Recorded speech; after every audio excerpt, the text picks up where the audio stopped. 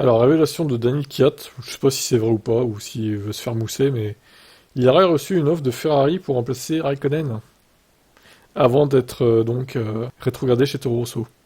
Il a été nommé pour passer chez Ferrari en 2016. Le Russe de 28 ans l'a révélé dans le podcast Track Limit. Cependant, Kvyat a décidé de rester fidèle à Red Bull. Bon, il aurait peut-être pas dû au final, hein. Ferrari voyait en Kvyat le remplaçant de Kimi Raikkonen, mais le changement ne s'est pas concrétisé. Le pilote qui a disputé 95 Grands Prix a opté pour un séjour plus long chez Red Bull. Mais avec le recul, ça ne s'est pas avéré d'être le meilleur choix. Lors du Grand Prix d'Espagne 2016, Kvyat a été reclassé chez Toro Rosso et Verstappen a obtenu sa place. J'étais très performant, je viens de décrocher un autre podium pour l'équipe au Grand Prix de Chine 2016, puis à ce moment-là, j'avais aussi une proposition pour courir pour Ferrari, afin de remplacer Kimi. C'est ce qui se passait derrière le rideau. C'était donc une situation très difficile pour moi aussi mentalement, de passer de l'envie de Ferrari, et d'avoir vu le contrat à retour soudain chez Toro Rosso. Et vous dites que ça ne se passe pas très bien là, tout d'un coup. Oui, effectivement.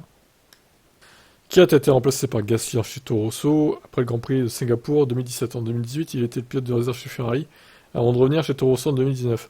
Sa dernière course en Formule 1 date de novembre 2020.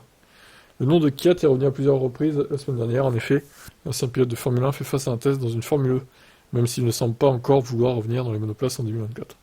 Il a signé un contrat dans le WEC avec Lamborghini pour 2024. Il sera l'équipier de deux gros gens d'ailleurs. Donc en gros, il aurait pu remplacer Kimi Raikkonen chez Ferrari. Celui-ci n'aurait donc jamais fait les saisons 2017 et 2018. Il serait fait remercier avant, en fait, d'après ce que je comprends là. Comme quoi, hein, les carrières des pilotes ne tiennent qu'à un fil au final. Bon, c'est bien pour Kimi, il a pu gagner une dernière course en 2018 chez Ferrari quand même. Depuis le temps, il avait réussi à l'avoir sa victoire, mais bon après voilà, Kvyat en vrai, bon il aurait peut-être pas fait le long feu non plus chez Ferrari, parce que du coup il y avait Leclerc aussi qui frappait à la porte au bout d'un moment, bon.